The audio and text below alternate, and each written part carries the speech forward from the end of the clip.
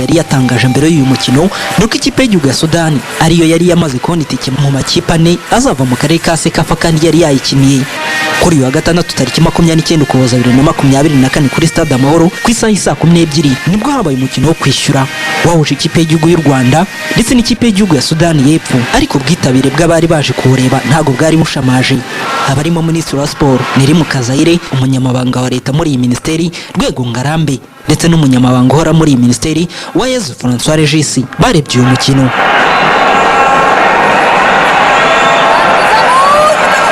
Umutoza mukuru w'Amavubi ya Shani Jimmy Morisa yari yakoze impinduka mu bakinnyi babanjemo ijuba muri Sudan y'Epfo. Mwizamu hari havuyemo Muhawe na Yogadi utari wifashijwe muri uyu mukino asimburwa na Hakizimana Adolphe wari wafashe umwanya ubanzamo. Hari kandi Kanamugire Roger wari wafashe umwanya wa Ngabonziza Pacifique wari wavunikiye mu mukino ubanza, ndetse na Dushimimana Olivier Muzungu wari wasimbuwe na Tuyisenga Arsene. Amavubi yaje gukina umukino akeneye intsinzi yo gusezera ikipe y'igihugu ya Sudani atitaye ku bizakurikiraho kugira ngo akine imikino ya Shani. Ibi byagombaga kuva mu myanzuro y'ishyirahamwe ry'umupira w'amaguru kuri mugabane Afurika CAF.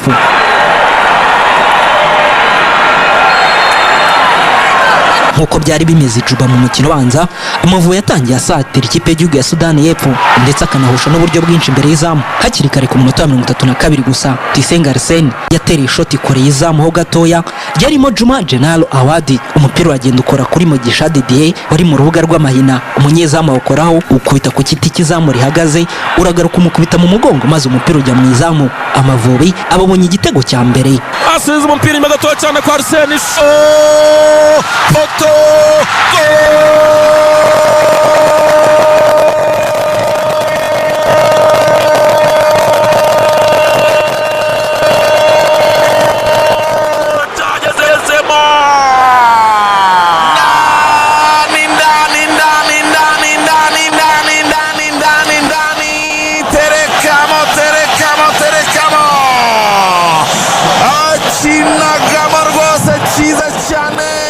Amavubi yakomeje gusatira cyane ndetse no ku buryo ku minota 37 yashoboraga kubona ikindi gitego cya kabiri kuri kufra yatewe neza na Kevin Muhire.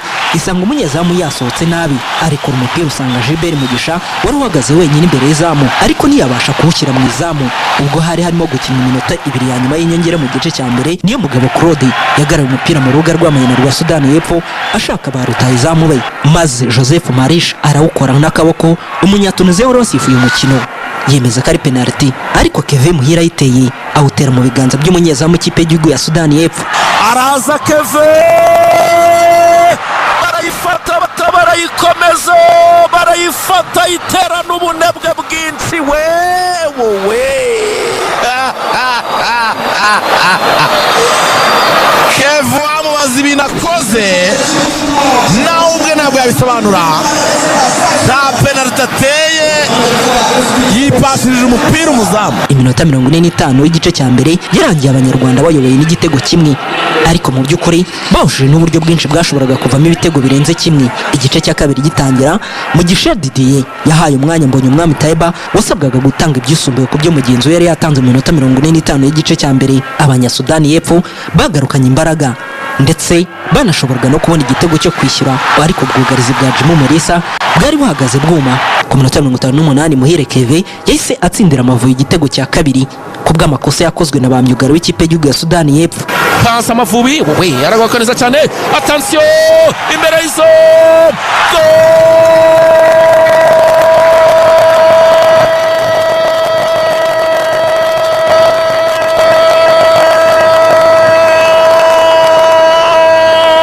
Muhire Keve ariko sora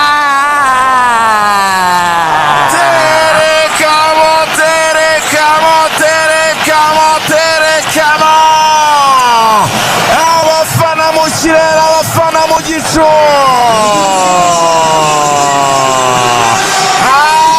aritonera cyane uwo bita Paul Kun Pira agiye kukuraho ipasiriza Kevin. U Rwanda rwakomeje gukina rushaka ibindi bitego, ariko Abanyasudani bagacishamo bagatanga n'ibimenyetso yuko bashobora kwishyura mu gitego kimwe. Ku minota 81 w'umukino David Sebiti wari ugiye mu kibuga asimbuye yatsindiye ikipe y'igihugu ya Sudan y'Epfo igitego ku mupira yahawe ku ruhande rw'ibumoso maze asiga myugaro niyo mugabo Claude.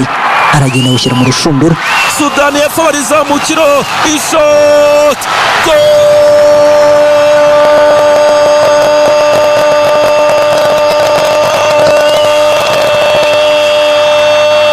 ndani.